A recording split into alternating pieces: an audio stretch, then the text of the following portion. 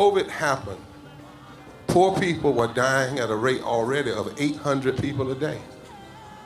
Before COVID.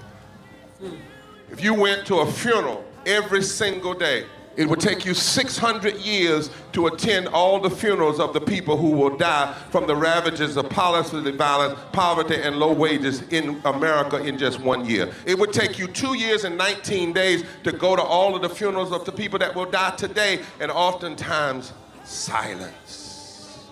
Nobody talks about this political genocide, but we are determined today to remember their death and be a resurrection of voting power and voice power like never before. Economic justice and saving this democracy are deeply connected. We, as a nation, must listen to the demands of the poor, who are pushing and will continue to push political candidates and elected leaders to lift from the bottom so that everybody can rise. We are the poor, the marginalized, and the underpaid. And we are taking one step forward to say that everybody has a right to live. Poverty is not the fault of those who are impoverished. It is caused by those who make the policy. There are over 135 million poor and low-wage, low-income people in this nation. The biggest block of potential voters by far is low-income, low-wage voters. I can't afford medicine. Sometimes I have to skip because of the cost. The farm worker community is tired of the violence imposed upon us by greed, exclusion, and denial of basic human rights. Those folk that represented by that casket, poor and low-wage workers who are the most moral people in this country because they go to work every day believing, even though going to work is hazardous to their health.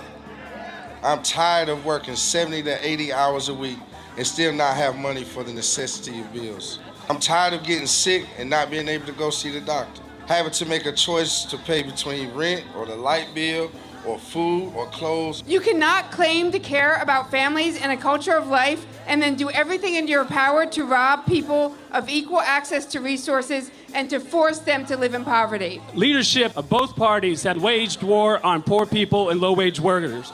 And this government has treated people experiencing poverty, including their military families, with disdainful, deliberate, malicious neglect. So the truth is that my son died from poverty. We refuse to accept poverty as the fourth leading cause of death. The fourth leading cause of death in this, the richest country in the world. We march today for our children and the generations to come. And we need to do it with the loudest voices possible, the biggest actions possible. We will voice our demands and register our vote. When we stand up and when we stand together, things change. There is the electorate that is, and then there is the electorate that should be. 34 million eligible poor and low-income voters did not vote in 2016. If just 20% of those voters in swing states were mobilized around an agenda, they could change the political outcome of every election. So we're launching the most massive voter mobilization and turnout campaign in history of poor and low-wage voters, allies, and religious leaders. People are dying, but we know it doesn't have to be this way. And so we are calling on everyone to join us in this Poor People's Campaign, a national call for more revival. We are here, we will be seen, we will be heard, and our power will be felt. We don't need to be an insurrection. We are a resurrection that will be felt across this country. Are you ready? Ready, ready, ready. We are a resurrection, and we are ready.